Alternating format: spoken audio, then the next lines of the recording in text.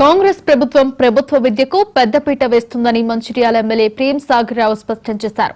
Corporate పాఠశాలలకు దీటుగా నాణ్యమైన విద్యను అందించాలనే సంకల్పంతో తాను పూర్వ విద్యార్థినిగా చదువుతున్న లక్ష్యపేట ఉన్నత పాఠశాల అభివృద్ధికి ఆయన కృషి చేశారు. శిథిలావస్థకు చేరుకున్న పాఠశాల భవనాన్ని గుర్తించి కేవలం సంవత్సరాల కాలంలోనే సుమారు 11 కోట్ల రూపాయల నిధులతో 28 గదులతో కూడిన 2 అంతస్తుల నూతన భవనాన్ని నిర్మించారు. కార్పొరేట్ స్థాయిలో అన్ని సౌకర్యాలతో నిర్మించిన ఈ పాఠశాల, జూనియర్ కళాశాల నూతన భవనాలను పూర్వ విద్యార్థుల సమక్షంలో ప్రారంభించారు. నాణ్యమైన ఉచిత విద్యను అందిస్తున్న ప్రభుత్వ విద్యా సంస్థలో ప్రవేశాలు పొందాలని విద్యాశాఖ అధికారులు సూచించారు. లాక్షీపేట ఉన్నత పాఠశాల విశేషాలు మా ప్రతినిధి శ్రీనివాస్ అందిస్తారు.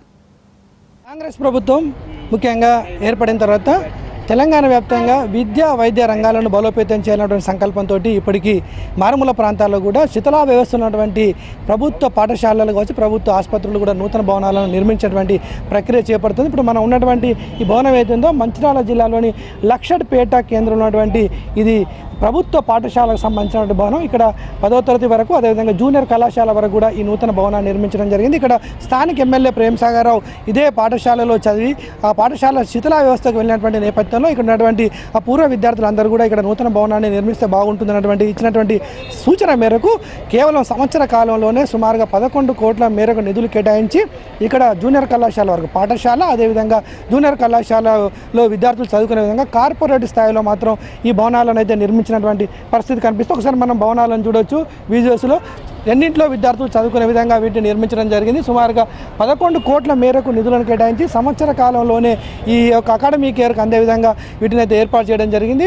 అదేవిధంగా ఇది బస్ స్టేషన్కు, అదేవిధంగా లక్షడ్పేటకు సంబంధించి ఈ సెంటర్ పాయింట్గా ఉండడంతో ఇటు దండేపల్లి, అదేవిధంగా జన్నారం నుంచి కూడా విద్యార్థులు ఇక్కడికి వచ్చే అవకాశం ఉంటుంది. ఇక్కడ మనతో పాటే కొంతమంది అధ్యాపకులు, అదేవిధంగా జిల్లా విద్యాశాఖ అధికారులు, అదేవిధంగా ఈ ప్రాంతానికి సంబంధించినటువంటి ప్రజాప్రతినిధులు ఉన్నారు. వాళ్ళని అడిగి తెలుసుకునే ప్రయత్నం చేద్దాం. ముఖ్యంగా ఈ భవన నిర్మాణం ద్వారా ఈ ప్రాంతంలో ఎలాంటి అభివృద్ధి జరగబోతుందన్న విషయం, ముఖ్యంగా ఈ భవనంలో ఎలాంటి తరగతులు నిర్వహించబోతున్నారు, ముఖ్యంగా ఈ భవనం ఏ ఉద్దేశంతో కట్టడం జరిగిందన్న విషయాలు సార్ చెప్పండి. ముఖ్యంగా ఈ భవన నిర్మాణం సంబంధించి ఏం చెప్పలేదు సార్? ముందుగా ఎమ్మెల్యే గారికి కృతజ్ఞతలు.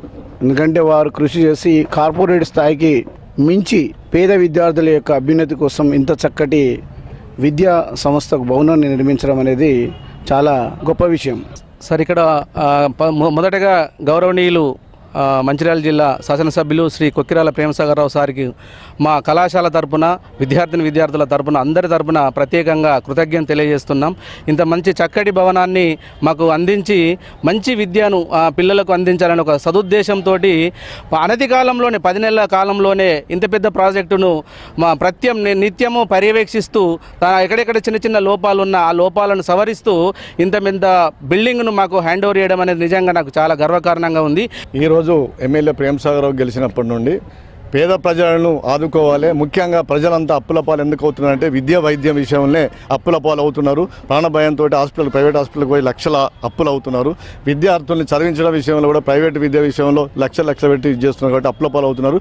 ముందుగా ఇటు విద్య వైద్యం రెండింటి మీద కాన్సన్ట్రేషన్ చేసి మరి సూపర్ స్పెషాలిటీ హాస్పిటల్ మంచిర్యాల నిర్మాణం చేపట్టడం జరిగింది. ప్రజల 50 సంవత్సరాల కోరిక ఈరోజు గౌరవనీయులు మంచిర్యాల ఎమ్మెల్యే ప్రేమ్ సాగర్ రావు గారి ద్వారా నెరవేర్చింది. ఎందుకంటే ఇంతకుముందు వారు ఇక్కడ చదివిన సందర్భాలు ఉన్నాయి. 74లో ఇక్కడ చదివారు వారు ఒక్కసారి విజిట్ గెలిచిన 15 రోజుల తర్వాత ఇక్కడికి విజిట్ చేయడం జరిగింది ఎమ్మెల్యే గారు. జిల్లా విద్యాశాఖ అధికారులు సార్ చెప్పండి, మీ హయాంలో ఇక్కడ ఒక కార్పొరేట్ స్థాయిలో ఒక నూతన భవన నిర్మాణం జరిగింది. దీన్ని ఏ విధంగా ఉపయోగించుకోబోతున్నారు? ఈరోజు లక్షడ్పేటలో జూనియర్ కళాశాల కార్పొరేట్ స్థాయికి మించి కూడా గౌరవ ఎమ్మెల్యే గారు నిర్మింపజేయడం జరిగింది. అది కూడా కేవలం 10 నెలల కాలంలో ఇంత అత్యున్నత ప్రమాణాలతో కళాశాలను నిర్మించారు. మన జిల్లాలో 10 గవర్నమెంట్ కాలేజీలలో మనకి 2 కళాశాలలలో మనకి బిల్డింగ్స్ ప్రాబ్లం ఉందని గౌరవ ఎమ్మెల్యే గారికి చెప్పడంతోనే దండపల్లి ఒక జూనియర్ కళాశాల, తర్వాత ప్రభుత్వ జూనియర్ కళాశాల లక్షడ్పేట 2 కళాశాలను నిర్మింపజేయడానికి గాను వారు హామీ ఇచ్చారు. దానిలో భాగంగా 10 నెలల కాలంలోనే ఎంత అత్యద్భుతంగా కళాశాలను నిర్మించడం జరిగింది. 1979లో ఈ కళాశాల జూనియర్ కళాశాల ఏర్పడడం జరిగింది. అప్పుడు పడమట జన్నారం నుండి తూర్పు చెన్నూరు వరకు ఎలాంటి కళాశాల లేకుండా జూనియర్ కళాశాల గ్రామీణ విద్యార్థులకు విద్య అందాలంటే చాలా ప్రయాసతో ఉన్నటువంటి విద్య కోసం ఎక్కడి నుంచో వచ్చి విద్యలు చదువుకునేవారు. అలాంటిది ఈరోజు గౌరవ శాసనసభ్యులు మంచిర్యాల శాసనసభ్యులు గారు ఇది ఓవరాల్గా ముఖ్యంగా ఈ నూతన భవన నిర్మాణం వల్ల ఈ ప్రాంతంలో ఉన్నటువంటి విద్యార్థులు ఉపయోగించుకొని వాళ్ళు ప్రయోజకులు కావాలని చెప్తున్నారు. కేవలం సంవత్సర కాలంలోనే ఈ భవన నిర్మాణం చేయడం పట్ల ఇక్కడ ఉన్నటువంటి స్థానికంగా ఉన్నటువంటి తల్లిదండ్రులే కావచ్చు, అదేవిధంగా విద్యార్థులు కూడా హర్షం వ్యక్తం చేస్తున్న పరిస్థితి కనిపిస్తుంది. వీడియో జర్నలిస్ట్ సంతోష్ కలిసి శ్రీనివాస్, ఆదిలాబాద్.